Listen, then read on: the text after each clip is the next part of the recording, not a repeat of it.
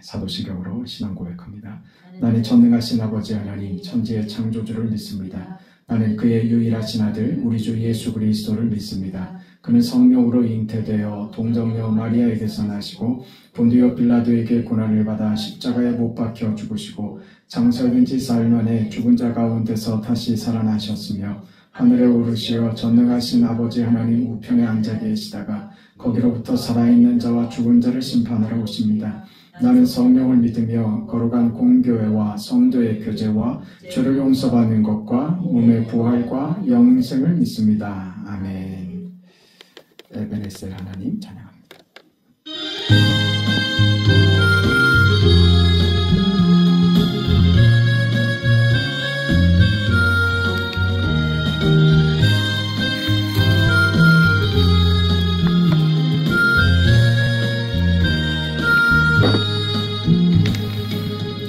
감사하신 하나님 에베네셀 하나님 살아계신 하나님 살아계신 하나님 에베네셀 하나님 여기까지 인도하셨네 감사하신 하나님 여기까지 인도하셨네 살아계신 하나님 감사하신 하나님 에베네셀 하나님 살아계신 하나님 에베네셀 하나님 감사하신 하나님 에베네셀 하나님 에베네셀 하나님 살아계신 하나님 에베네셀 하나님 장래에도 인도하시니 감사하신 하나님 장래에도 인도하시니 살아계신 하나님 감사하신 하나님 에베네셀 하나님 살아계신 하나님 에베네셀 하나님 감사하신 하나님 에베네셀 하나님 살아계신 하나님 에베네셀 하나님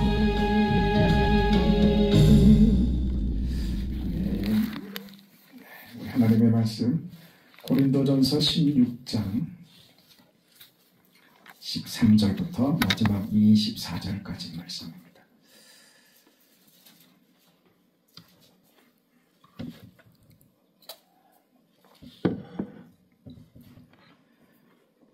고린도전서 16장 13절에서 24절까지 말씀 우리 하나님의 말씀을 함께 읽습니다.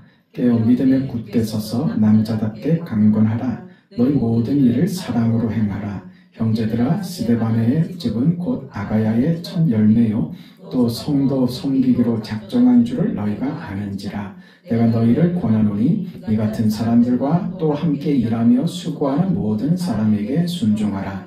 내가 스데바네와 부드나도와 아가이고가 온 것을 기뻐하노니 그들이 너희의 부족한 것을 채웠습니다. 그들이 나와 너희 마음을 시원하게 하였으니 그러므로 너희는 이런 사람들을 알아주라. 아시아의 교회들이 너희에게 문안하고 아굴라와 브리스가와 그 집에 있는 교회가 주 안에서 너희에게 간절히 문안하고 모든 형제도 너희에게 문안하니 너희는 거룩하게 입맞춤으로 서로 문안하라. 나 바울은 친필로 너희에게 문안하노니 만일 누구든지 주를 사랑하지 아니하면 저주를 받을지어다.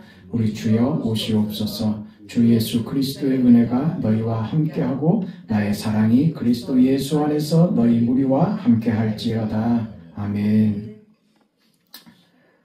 고린도전서 고린도에 보내는 고린도 교회에 보내는 그 앞선 편지의 마지막 부분입니다. 우리 그 고린도전서 강해가 이 본문으로 오늘로 마무리를 지금 지으려고 합니다. 그게 지금 바울은 고린도 교회에 그 많은 이야기를 했습니다. 그래서 그 서신 마지막에 그가 하는 얘기입니다. 남자답게 신앙생활해라, 그 얘기입니다. 남자답게 신앙생활해라. 그리고 모든 일을 사랑으로 해라. 그리고 또 한 가지 중요하게 권면했던 내용은 교회를 섬기는 자들, 말하자면 교역자, 사역자들을 얘기합니다. 교역자에게 순종하라. 이 이야기가 그 서신 마지막에 아주 중요한 권면으로 등장을 합니다. 이 같은 권면이 지금 등장하는 이유는 교회는 완벽하지 않다고 하는 전제 때문입니다. 교회는 천국이 아닙니다. 교회는 천국을 증명하고 천국을 증언하는 공동체이지 교회 자체가 천국은 아닙니다. 이 땅은 천국이 아닙니다. 세상은 속이죠. 세상은 이 세상을 천국으로 만들 수 있다고 속입니다. 유토피아가 될 수 있다고. 그걸 끊임없이 연구하고 그런 세상을 만들려고 끊임없이 애써왔죠. 그런데 아이러니한 것은 뭡니까? 그런 세상을 만들겠다고 하는 사람이 폭력을 사용합니다. 그런 평화로운 세상, 모두가 행복한 세상, 빈부와 귀천이 없는 그런 세상을 만들겠다고. 판사의 망치와 목수의 망치가 동등한 가치를 부여받는 사회를 만들자고 하는 사람들이 그런 세상을 만들자고 무엇을 동원하느냐? 폭력을 동원합니다. 그러면서 목적을 위한 수단은 정당화돼야 된다. 그게 저들의 명분이었죠. 그래서 그런 세상을 만들었냐 말이죠. 그래서 그런 세상을 만들자고 한 사람들이 만든 게 무엇인가?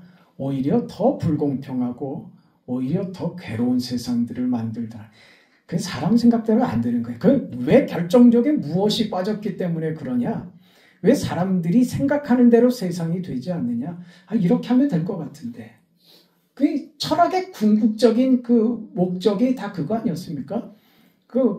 잘 사는 세상, 모두가 궁핍함이 없고 걱정 없는 세상을 만들기 위해서 어떻게 살아야 되는가 늘 고민이 그 자리에 있었던 것인데, 그래서 거기에 정치가 안 낄 수가 없죠. 가장 중요한 인간의 통치 행위가 끼지 않을 수가 없죠. 그래서 정치 제도가 끊임없이 바뀌어왔던 것이고, 여러 가지 시도들을 한 끝에 그나마 가장 공정하고 가장 인류에게 공평하고 가장 정당한 방법이 민주주의구나 하는 걸로 이 역사를 통해서 많이 배우고 그래서 그렇게 정착이 되어 오고 있습니다. 사실 공산주의는 그런 의미에서 실패했죠. 그래서 망했죠. 그러나 저들이 가지는 어떤 이상은 바뀌지 않습니다. 사람은 절대로 자기의 잘못을 인정하려고 들지 않습니다. 세상이죠. 그런 세상 속에 우리가 있습니다. 왜 사람들이, 왜 세상이 저들이 꿈꾸는 대로 안 될까? 왜 세상이 사람이 생각하는 대로 왜 안 될까? 그거죠. 한동안 무슨 정의니 평등이니 하는데 관심이 있고, 무슨 생각이 있고, 정의와 공평과 정직을 그런 세상을 꿈꾸는 자처럼 그렇게 생각하는 시민, 그런 의식을 갖추려고 애를 쓰는 사람들이 한동안 추앙하고 따랐던 하버드의 갑자기 왜 이름 생각이 나죠? 정의란 무엇인가? 네? 한동안 그의 책이 베스트셀러가 되고 이상하게 그런 것들이 우리나라에서만 폭발적으로 인기를 끕니다. 전 세계적으로 희한한 일이에요. 프랑스의 혁명을 다뤘던 뮤지컬 뭡니까? 영화로도 나오고 좀 문화생활을 어느 정도는 해야지. 그 누굽니까? 그 유명한 걸 모릅니까? 그 프랑스 혁명을 다뤘던. 예. 어찌됐든 왜 우리나라에만 그토록 그 인기를 끌고 사회 현상까지 돼버리느냐? 우리나라는 그 홍역을 지금 치르고 있는 기간이기 때문에 어떤 이념적인 그런 어떤 전쟁을 치르고 있는 기간이기 때문에 다른 나라는 이미 다 그 과정을 지나왔는데 우리는 아직도 그 속에 있습니다. 이런 모든 것들이요. 될 거라고 기대하죠. 될 것 같죠. 근데 안 된 결과를 보면서도 될 거라고 착각을 합니다. 그 뭐에 대한 착각이냐면 그 이상이나 그리고 그렇게 만들고자 하는 그런 꿈꾸는 세상은 정말 아름답습니다. 너무 좋습니다. 근데 그렇게 안 되는 이유는 저들이 인간에 대한 이해가 잘못됐기 때문에 그래요. 인간에 대한 이해요. 정의란 무엇인가를 쓴 그 저자도 결국은 거기서 하는 말은 그거예요. 그 가진 자와 그 사회적으로 약한 자들의 그 간극을 메우는 방법은 유일하게 가진 자가 내놓는 수밖에 없는 거예요. 그건 도리가 없어요. 무슨 그걸 강제했을 때는 그건 민주주의가 아니죠. 그건 강제가 되기 때문에. 강제할 수 있는 법을 만들 수가 없어요. 그러면 어떻게 하면 그 사람들이 꿈꾸는 그 정의로운 세상이 되느냐? 그건 가진 자의 도덕심에 의지하는 수밖에 없어요. 결국은 그거예요. 그런데 내놓냐 이거죠. 내놓겠어요? 안 내놓습니다. 절대로 안 내놓습니다. 그리고 어떤 의미에서는 자본주의가 굴러가는 힘이 거기에 있기도 합니다. 버는 대로 내 것이 된다고 하는 그 매력적인 것이 길을 쓰고 애쓰게 만들고 그래서 자본주의 세상이 발전을 하죠. 이게 천국의 법칙은 아닙니다. 그냥 민주주의가 성경적인 법칙이냐? 뭐 그런 거 없습니다. 세상의 법칙은 그것 자체로 완벽한 것 없습니다. 그나마 그래도 가장 그 성경의 가치와 우리의 신앙을 서로 간섭하지 않고 서로 독립적인 것으로 존중하는 그게 민주주의의 가치이기 때문에 우리가 민주주의를 수용을 하죠. 왜 안 되느냐? 그거예요. 사람에 대한 이해 말입니다. 사람이 죄인이라는 그 이해를 잘 못하는 거예요. 너무 낭만적인 거죠. 이렇게 하면 모든 사람이 다 동의할 것 같고 그래서 모두가 다 좋은 세상을 만들자는데 반대할 사람이 아무도 없을 것 같고 그래서 다 좋아질 것 같죠.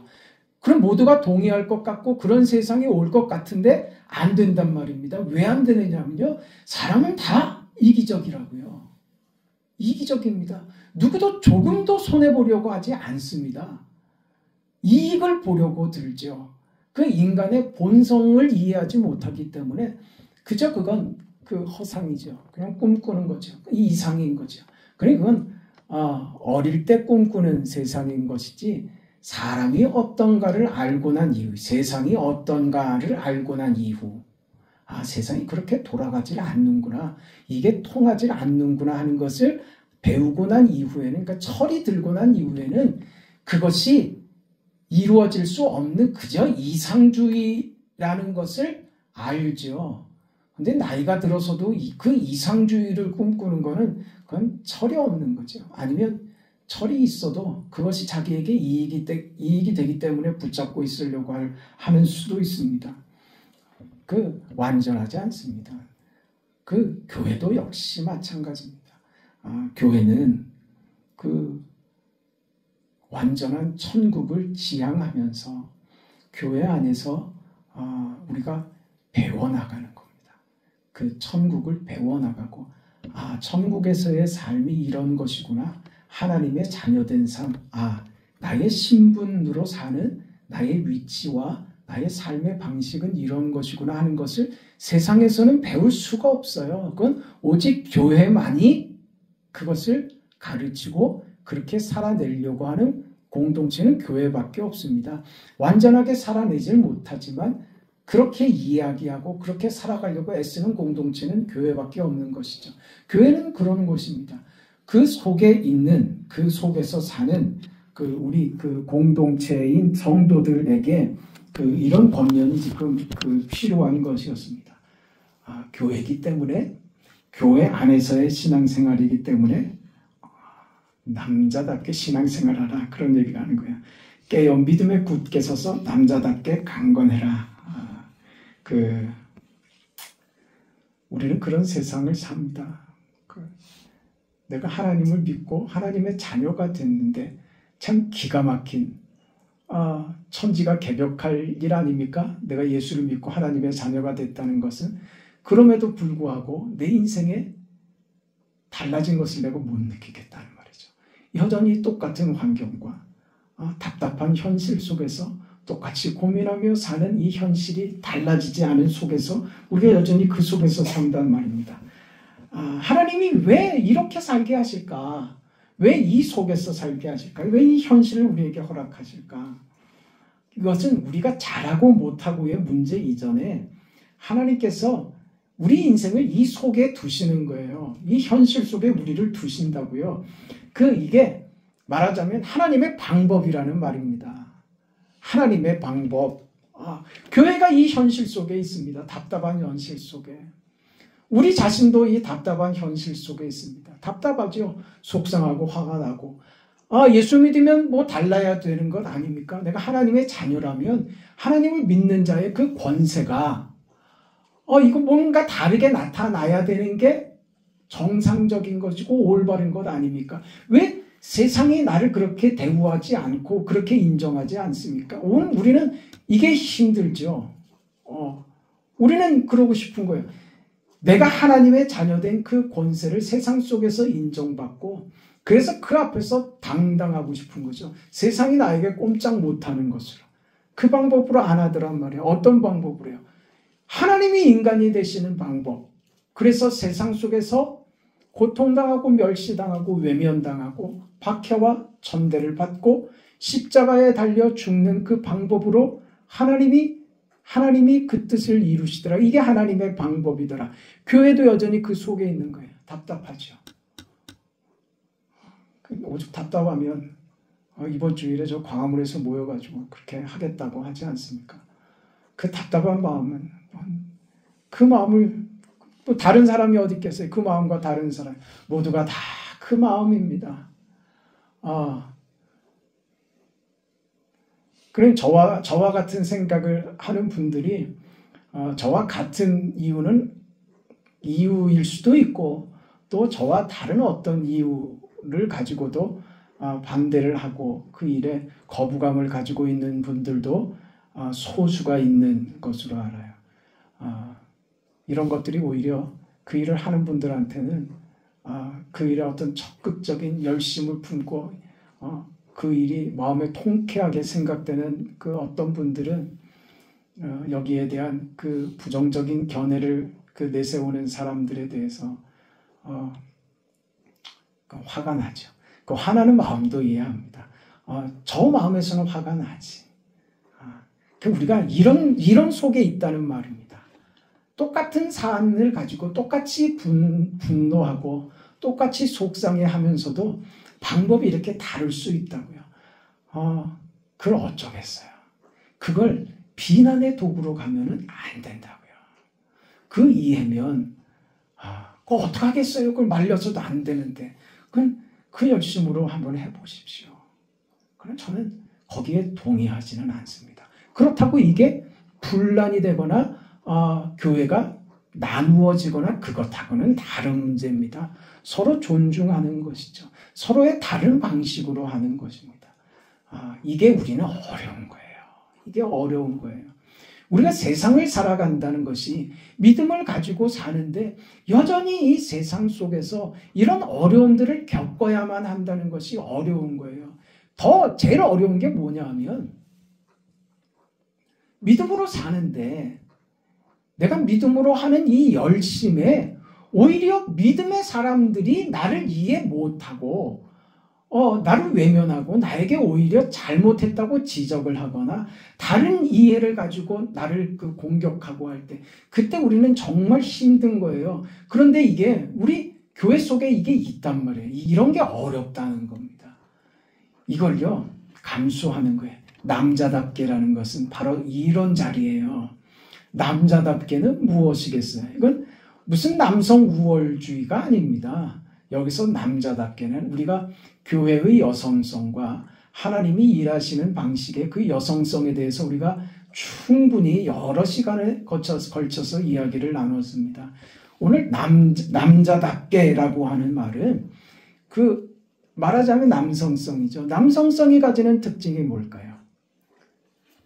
한 집안의 가장으로서 남성 아닙니까? 그렇죠? 남편에게 주는, 아버지에게 주는 그 책임 말입니다. 책임.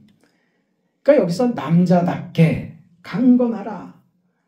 교회 안에서 너희들은 남자답게 굴어라. 그 말은 뭐예요? 책임감을 가져라. 그 말입니다. 우리 성도들에게 하는 말이에요. 남자 성도들에게 하는 말이 아니라 성도된 우리 모두에게 어떤 요구를 하고 있느냐? 우리가 세상을 산단 말입니다. 이해되지 않고 답답하고 이렇게 화나고 분노하고 내 뜻을 알아주지 않고 내가 믿음으로 행한다고 하는데도 이게 받아들여지지 않는 이 세상을 내가 사는데 그때 너 어떻게 하라고요? 남자답게 굴어라 그 말입니다. 그 앞에서 화내고 그 앞에서 개선하고 그 앞에서 약하게 굴지 말고 남자답게 당당하게 오히려 더 책임감을 가지고 그런 불공평함과 불의함과 네 뜻대로 되지 않는 이 현실 속에 교회가 있다는 것, 너의 삶이 있다는 것을 이해하고 받아들이고 네 신앙의 책임을 지는 자의 자세를 잃지 말아라. 그게 남자답게 구는 겁니다. 그게 뭡니까? 그게 내가요 믿음으로 사는데 나에 대해서 뭐라고 하는 사람이 그 사람 믿음 없는 사람이 아니에요. 믿음 있는 사람인데 그 사람이 내게 딴에는 믿음으로 신앙적인 어떤 권면을 한다 치고 나를 속상하게 하고 나를 시험 들게 하고 나를 괴롭게 하고 하는 일들이 있어요. 이게 교회 안에 많이 있습니다. 그래서 부탁드리는 거예요. 교회 안에서는요. 상대의 일에 대해서는 간섭하려고 들지 마세요. 간섭하려고 들지 마세요. 그를 위해서 우리는 단지 기도할 뿐이죠. 그 일은 목사에게 맡기세요. 우리가 그런데 내가 좀 은혜를 받고 좀 그러면 이걸 꼭 얘기를 해주고 싶은 내가 이런 말 안 하려고 했는데 그러면 안 해야지 돼. 근데 꼭 이런 말 안 하려고 했는데 하면서 그 말을 한다면 그게 문제예요. 이런 말 안 하려고 했는데 왜 하겠다는 거예요? 당신 생각해서 하는 말이다 이거지. 그거 그 사람 생각해서 하는 말이 아니고요. 자기가 답답해서 하는 말이에요. 그건 하는 말 아니라고요. 우리가 그렇게 얘기를 해서 상대에게 상처를 주고 그런 경우들이 참 많이 있습니다. 그런 경우 참 많이 있습니다. 교회에서 그래서 교회 안에서 공포가 찾아오면 안 된다고요. 네? 신앙생활하는 게 공포가 돼서는 안 돼요. 교회를 왔는데 우리 교회에 왔는데 내가 조금 특별하다고 유별나다고 나를 신란하고 나한테 뭐라 그러는 분이 교회 안에 있다면 그거 불편해서 교회를 다니겠어요? 못 다니죠. 남자답게 굴어라는 건 뭐예요? 나보다 모자라고 아직 좀 못나고 이해가 짧고 한 거예요. 그거 기다려주는 거예요. 나보다 이해가 짧다고 내 이해를 가지고 그 사람에게 내 이해로 그 사람에게 공격하려고 들지 않는 거예요. 그게 남자답게 구는 거예요. 혹 내가 그런 말을 들었을 때는요. 상처될 수 있잖아요. 그런데 아무렇지도 않게 넘길 수 있는 거예요. 그냥 웃으면서 넘길 수 있는 거예요. 그때 발휘되는 게 뭡니까? 그때 유머예요, 유머. 예? 우스갯소리로 넘길 수 있어야지 돼요. 제가 그랬습니까? 그럴 수 있는 거예요. 그럼 웃으면서 넘길 수 있는 거예요. 그게 실력이라니까요. 그게 남자답게 구는 거예요. 그게 뭡니까? 남자답게 굴어라. 책임을 가진 거고 어른이 되는 겁니다. 어른스러워라 그 말인 것이죠. 교회는 그래서 어른이 많아야 됩니다. 어른이 많아야지 돼요. 잔소리하는 어른이 아니라 괜찮아 하고 다른 사람은 모르겠는데 나는 괜찮아 하고 받아줄 수 있는 그런 어른 말입니다.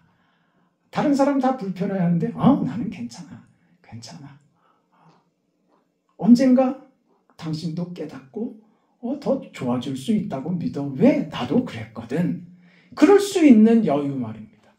그게 남자답게 굴어라. 그 말이 되는 것입니다. 우리는 이해되지 않는 세상 속에 있기 때문에 이런 여유를 배우지 못하면, 우리 신앙에 이런 여유가 없으면 우리 신앙이 이해가 안 되고 교회 생활도 이해가 안 되고 답답하고 화나고 그렇습니다. 그게 넘길 줄 알아야 돼요. 괜찮아. 그럴 수 있어. 나도 그랬어. 그럴 수 있는 것 말입니다. 그게 어른입니다. 그렇죠? 제가 참 감사한 거는 우리 교회는 참 다 어른이 많습니다. 어른이 많아요. 그렇지 않아요? 그렇죠? 제가 주변의 교회 목사님들하고 이렇게 얘기를 해도 우리 교회는 참 점잖아요. 굉장히 점잖은 편이고 우리는 예의 바른 편이고, 그리고 어떤 일에도 우리는 어떤 분도 이렇게 궁색한 표현을 하시는 분이 없어요. 부정적인 표현을 하시는 분도 없고, 참 고마운 일입니다. 우리 안에 이런 게 자리 잡아야 되는 거예요. 왜냐하면 이 세상 속에 살기 때문에, 이해되지 않는 세상 속에 살고 있다는 것을 우리가 그걸 이해하고 인정해야 된다니까요. 그것 때문에 속상하고 화난다고 그걸 불평하고 불만하고 있으면 신앙이 자라질 않습니다. 그리고 그 사람은 신앙이 뭔지, 세상이 뭔지, 내가 어느 자리에 있는지, 하나님이 일하시는 방법이, 하나님이 뜻을 이루시는 방법이 뭔지 모르기 때문에 불평하는 거예요. 내가 불평하는 그것이 하나님의 방법이라니까요. 불평하지 말라고요. 원망하지 마시라고요. 그게 하나님의 방식이라고요. 그걸 이해하는 자리에 있어야 된다. 그 말입니다. 내가 불평이 생기거든. 하나님 이걸로 뭘 하시게요? 이렇게 물으세요. 저는 잘 모르겠는데 하나님 꼭 이렇게 하셔야지만 됩니까? 물으셔도 돼요. 그렇다. 내가 그걸 통해서 뜻을 이루려고 한다. 그 응답을 들으세요. 그리고 하나님 이러려고 그러셨군요. 나중에 그 응답을 경험하시는 거예요. 이게 믿음으로 사는 겁니다. 이게 어른답게 되는 거죠. 남자답게 굴어라. 그게 지금 그 얘기가 되는 것입니다. 남자답게 강건해라. 우리는 이런 책임을 질 줄 아는 신앙인들이 되어야 한다 하는 것을 우리는 그렇게 알아야 될 것입니다.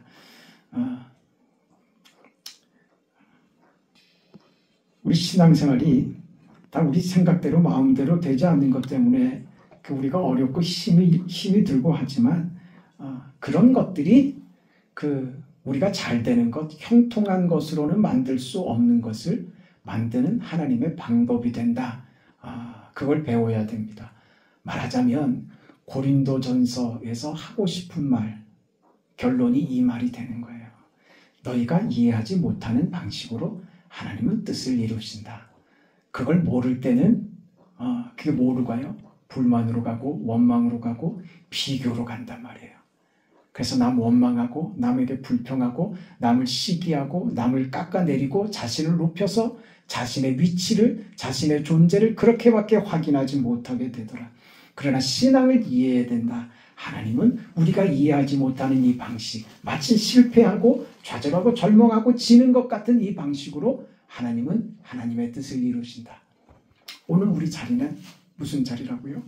하나님이 뜻을 이루시는 방식이 오늘 내가 겪고 있는 내 현실이고 나의 자리고 나의 위치고 이곳에서 하나님의 뜻을 이루십니다. 이걸 믿기를 바랍니다. 억지로 나를 위로하려고 드는 방식 아니에요. 사실이에요. 이 믿음을 우리가 갖지 못하면 우리는 둘 중에 하나로 가요. 끝없는 자기 학대로 가든가, 안 그러면 모든 걸 포기하는 쪽으로 갑니다. 그렇지 않다고요. 우리 신앙을, 여러분 말씀드렸죠. 교회는 공포가 아니라고요. 하나님은 공포가 아니에요. 근데 끝없이 용서하고 이해하고 받아주시는 나의 아버지, 좋으신 하나님이시라고요. 그 아버지께서 우리를 대하시는데, 하나님 어제 일은 잊어주세요. 잊어주신다니까요.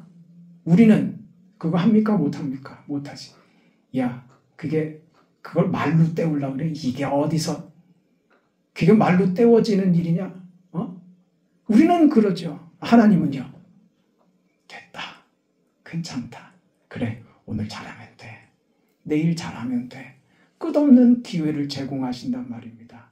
왜요? 우리를 포기하지 않으시기 때문에 그러는 거예요. 어제의 일 때문에 하나님이 오늘 나를 혼내시는 분으로가 아니라 어제의 모자람으로 배우게 하시는 하나님이세요. 그걸로 나를 혼내서, 그래서 내가 하나님 앞에 꼼짝 못하는 존재로 서 있게 하시려는 게 아니라, 모자란 내가 그 어제 모자라고 실수하고 실패했던 것으로 배워서 한 걸음 더 나아가고 하나님을 더 의지하고 하나님께 더 매달리는 자로 성숙한 신앙인으로 자라서 오늘 더 잘하게, 내일 더 잘하는 것을 하나님이 목적에 두시지, 어제 것을 어떻게 결판 내자로 하나님이 우리에게 목적을 두시지 않는단 말이에요. 그러니 오늘 우리요, 그 이해를 가지고, 우리가 세상 속에서 이해되지 않는 것 가지고 하나님도 그렇게 우리를 용납하시고 받아주시는 것처럼 그 남자답게 대장부처럼 말이에요. 강건해라, 이렇게 얘기하는 거예요. 하나님이 너에게 이렇게 대하시니까 너도 세상 앞에서 대장부처럼 강건하게, 남자처럼 이렇게 강건하게 굴어라. 째째하게 굴지 말고, 하나 받았다고 두 개로 갚으려고 들지 말고, 너 속상하고 원망스러운 일이 있다고 가서 너도 한 대 때려줘야지 되겠다고 들지 말고, 그럴 수 있다고 어른스럽게, 남자답게 그 이야기 하는 거예요. 그게 하나님의 일하는 방식이다.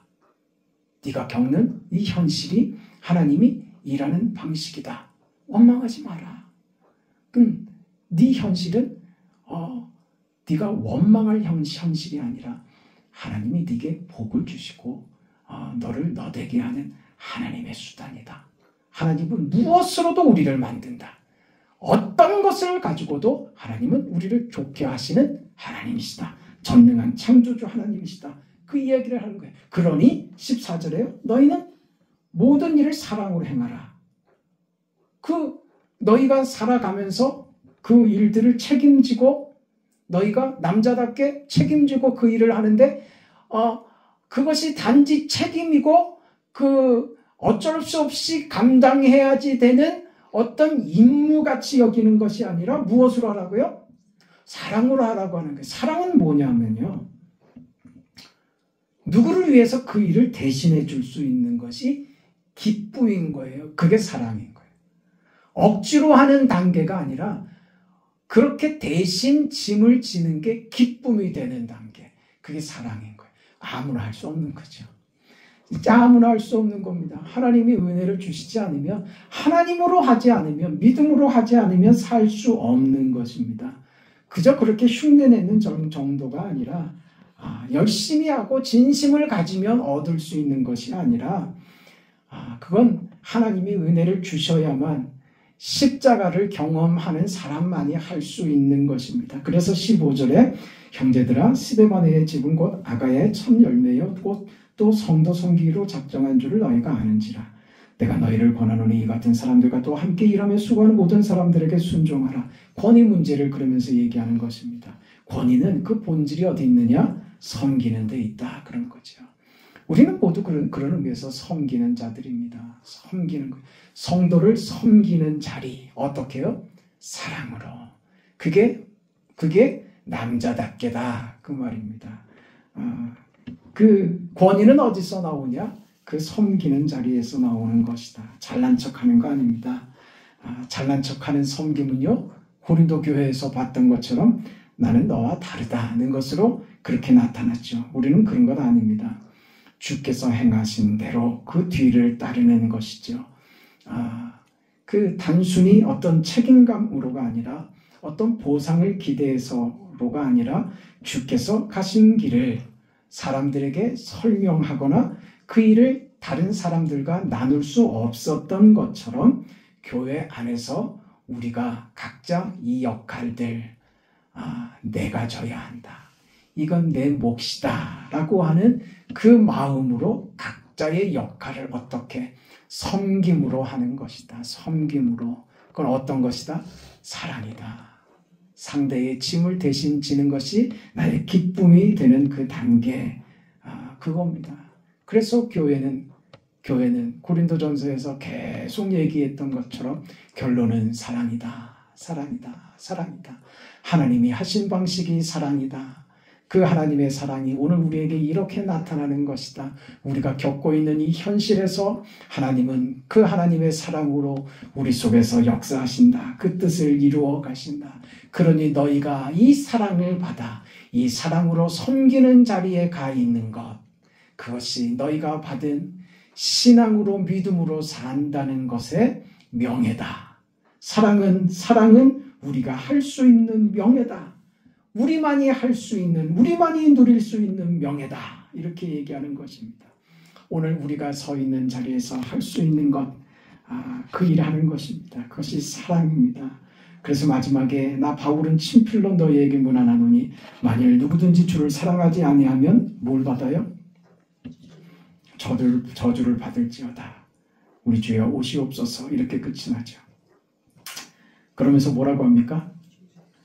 주 예수 그리스도의 은혜가 너희와 함께할 축도죠. 나의 사랑이 그리스도 예수 안에서 너희 무려 함께 할지어다. 자신의 사랑을 마지막으로 또 얘기하죠. 교회는 뭐가 없다 그랬어요? 공포가 없다 그랬습니다. 사랑의 반대말이 뭐예요? 미움이 아닙니다. 사랑의 반대말은 공포입니다.